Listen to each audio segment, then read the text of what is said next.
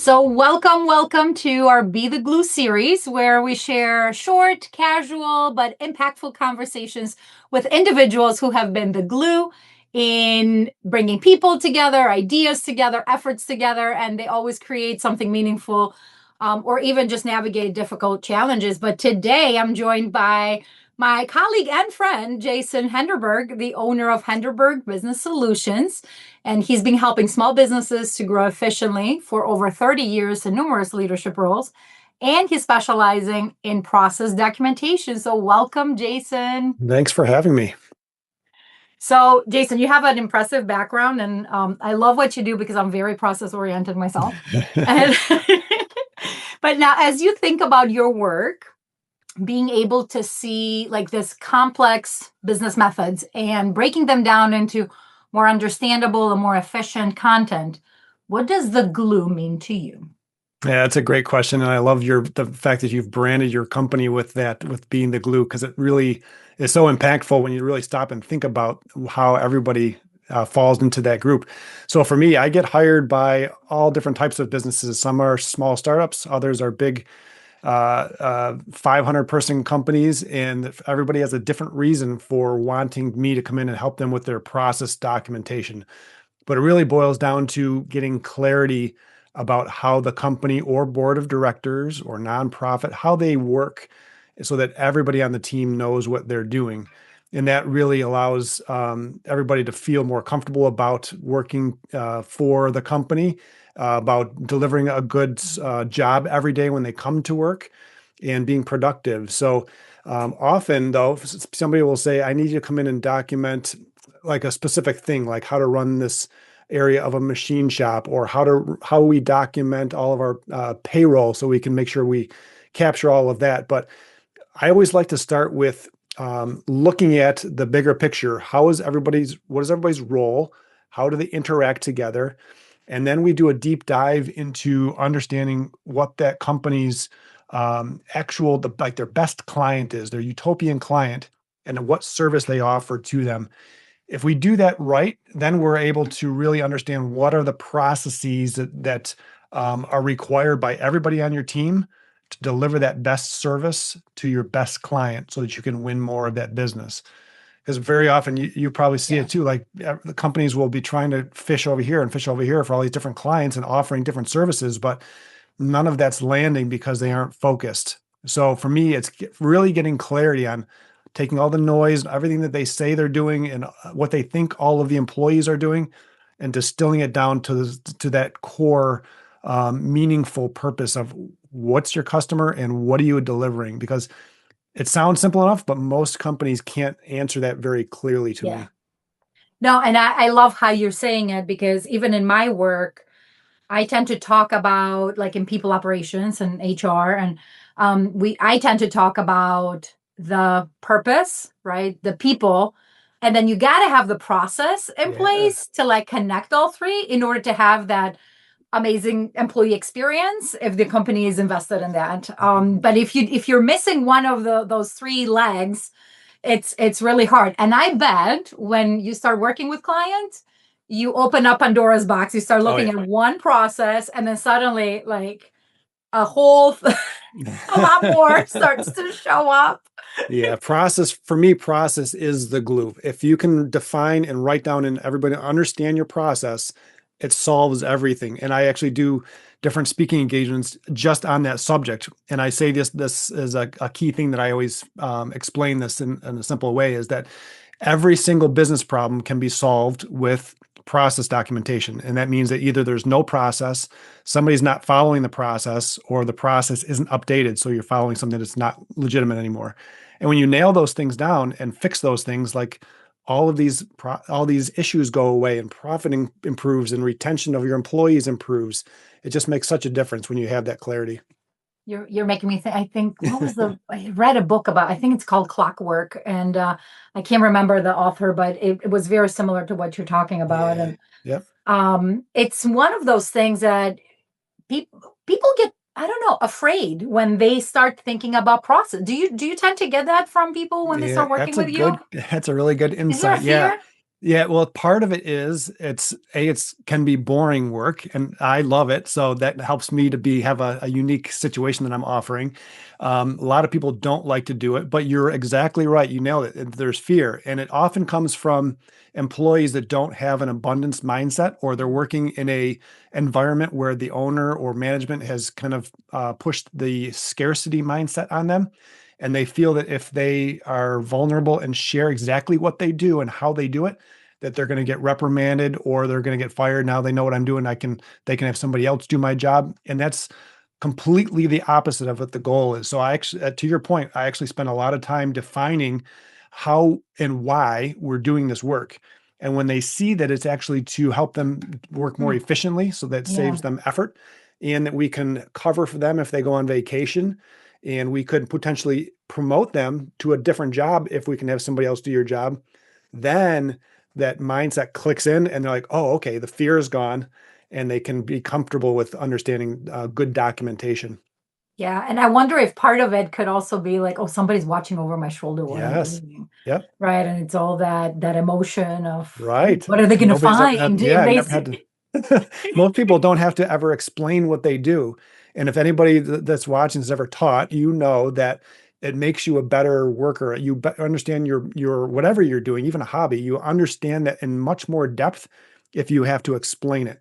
And that's how I go about my process of documenting with my clients is we have conversations. It's not just let me see what you're doing. I'm asking questions. I want them to share the good, the bad, the ugly, everything about what they're doing, things they like, don't like in a conversation, because that's how we can pull out all of the best practices and find ways we can improve things. Yeah. So I'm assuming then you're dabbling in the kind of a Lean Six Sigma type role where you 100%. are looking at a process and improving it, finding lag time or anything that is 100%. broken. But we got to start with how are we doing things right now? Today. So everybody wants to jump into making improvements, which I'm a Lean Six Sigma black belt, so I get it. I want to do those improvements. But if we go too far down the rabbit hole of improving while we're documenting, we'll never get anything done. Yeah. There's so much to document and get right first. That's the foundation, just your current state. Yep. Current state versus future state. Yes. Focus Yep. on, yes. We'll get there. Trust the Yeah, process. and go slow in the beginning, and so you can go fast. And you're Yes. so right. Trust the process because I tend to do similar, pieces of work, not a lot of it, but enough in the Lean Six Sigma world to be dangerous. So but that is it. Like unless you understand where you are today, you cannot figure out how to improve it. And usually it's the conversations that we're going round and round and round circle. It's, focused on improvements without understanding where we are. And as you're Exactly. building, then you're stopping because, oh, Mhm. wait, we just realized we're doing XYZ and we did not take it into account as Yeah, we're and that's thinking where about you it. said before, it opens up Pandora's box every time you go Yeah. down these rabbit holes. So for me, that's a big part of what I do is keeping people motivated, on track, and making sure that we're making notes about those great ideas, but we're not going to address them. Or I'll say, yep, that's a quick enough thing. Let's address that now and move on. But we have to stay marching ahead with building out the foundation first before we start making all Yeah. these changes. Yep. Now, I'm just curious about this. Sorry. Is AI impacting how you're doing things and how you're Yeah. approaching now, Yeah, it's different a great engagement? tool. Yep. The several of the softwares that I Yeah. represent that help me to store all of that how-to information are using really good AI and building that right inside. So it's not replacing writing the content per se, but it's allowing us to make the content better. And then from that draft that we will often pull from AI, we'll embellish it and make it more personal for the company. It's that's we I the most question I get off asked the most right now is about AI taking over. But at the end of the day, you need to have a mindset is be able to see all of different parts of the company, see the issues, understand how everybody's role impacts each other, and pull that together. And that's not something that AI can really do at this point because you're Yeah. interacting with people's feelings and their emotions and how they want things done, their intentions, and Hmm. then combining that with the tangible documentation, which could be video or audio or well-written content. Yeah. Yeah. Yeah.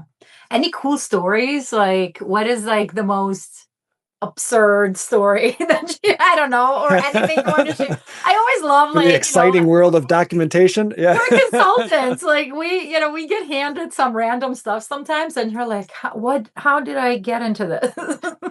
Yeah, it's for me, it's the excitement for me is when a client gets it and when they completely embrace it. We all, as Mm, consultants or coaches, we want to share our best practices because we've seen when it works and we know what we are teaching works. And for me, the excitement isn't so much a weird thing as it is when I see a client that is getting excited about it. And my best case situations that I've seen is when a client will see that we're getting towards the end of maybe a program with me, and part of what I teach is how can you sustain this on your own. That's what I want people to be free and on their own to do this work for the long-term future. And the best success cases are when somebody actually either finds somebody internal, gives them a big chunk of their responsibilities to do it, yeah, or better yet, hires somebody full time.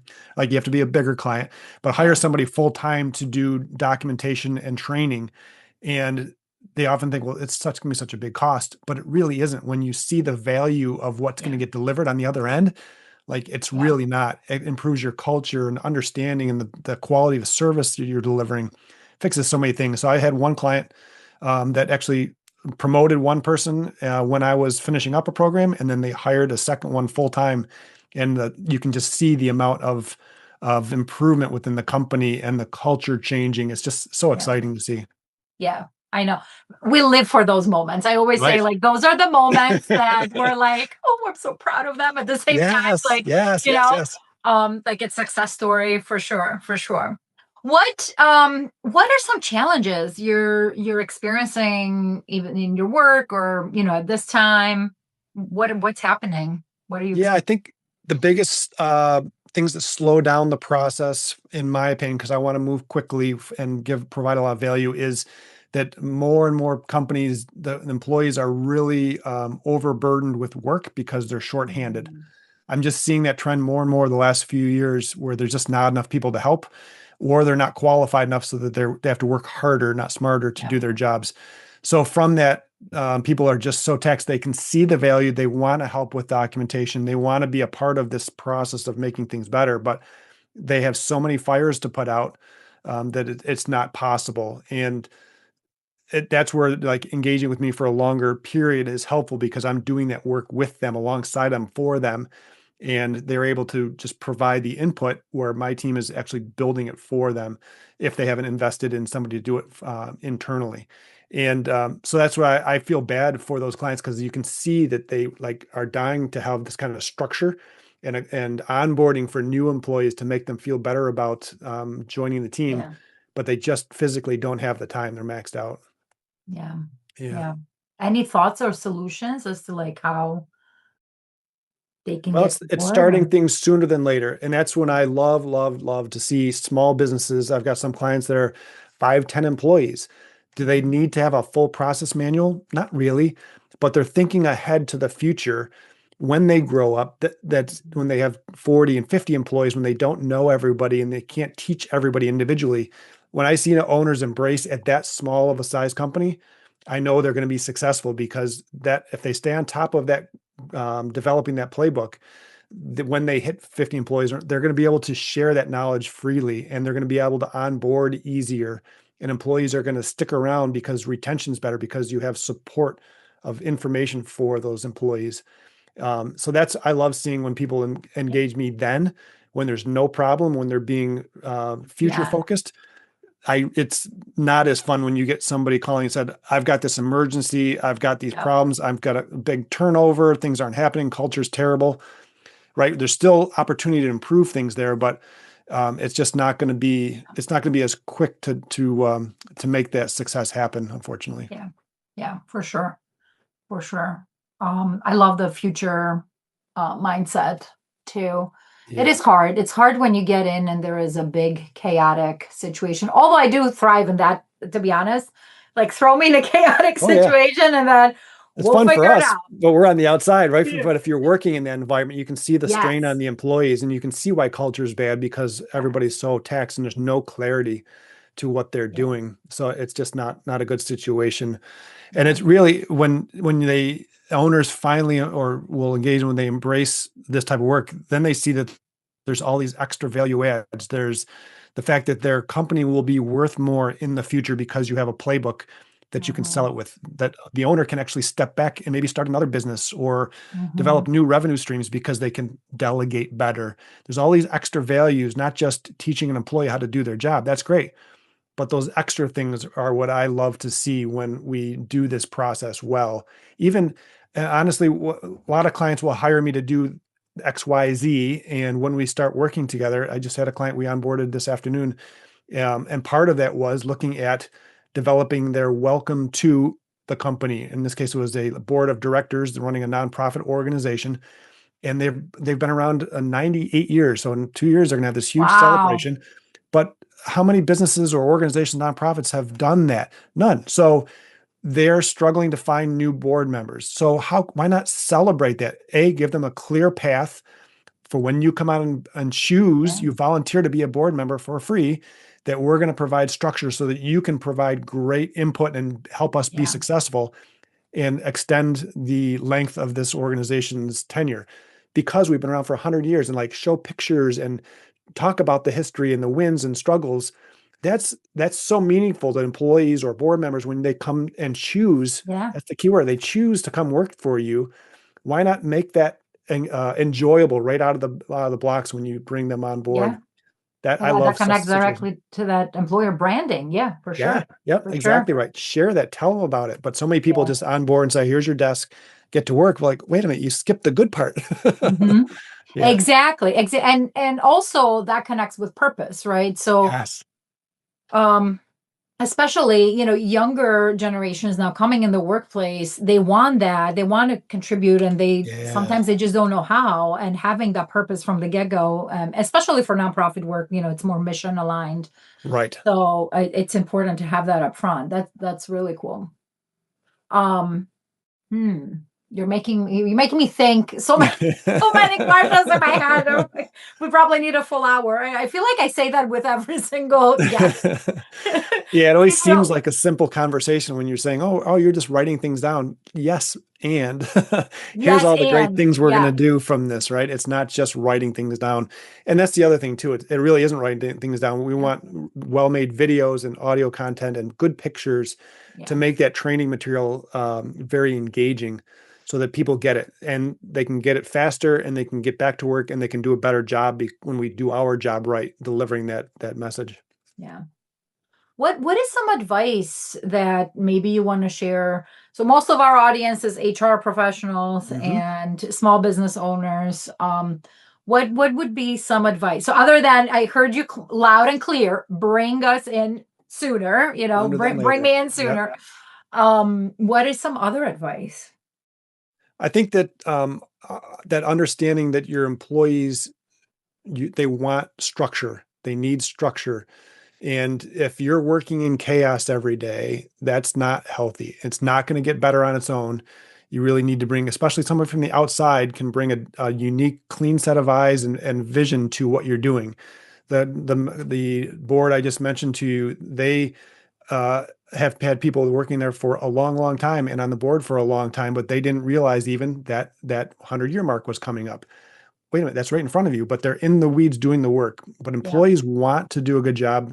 They're just so heads down all the time that they need structure to help them grow. So if you're really truly embracing your role as an HR professional, I think that your mission is to help support and let employees grow. I mean, some aren't as motivated as others, but I think it's our job, if you're working in the HR area, to point out ways that they can grow and yeah, thrive and be a better person, and let the work we're doing here carry over into their personal life.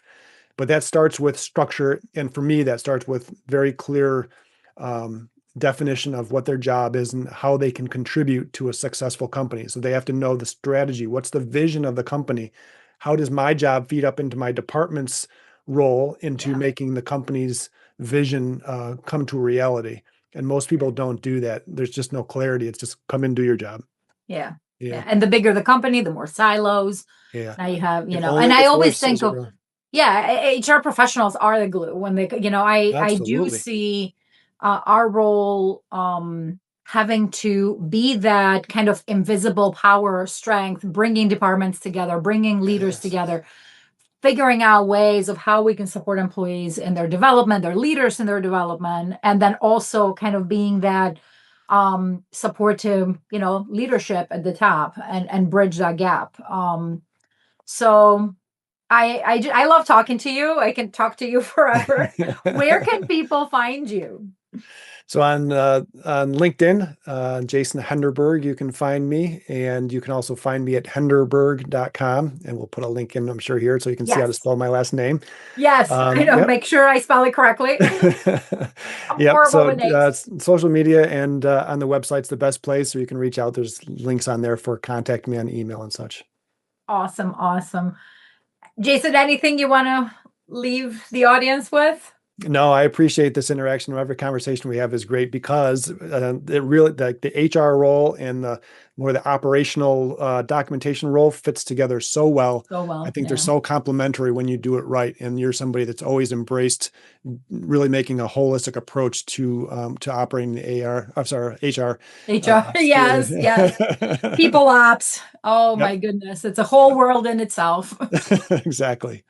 But process is the glue. I mean, people, purpose, People and and process. I absolutely. always go back to that triangle. And thank you, Jason. Thank you so much for joining today, and continue being the glue. I guess You are that welcome. that's always my cheesy and Stick with that.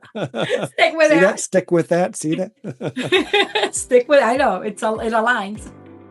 Thank you, Jason. You're welcome.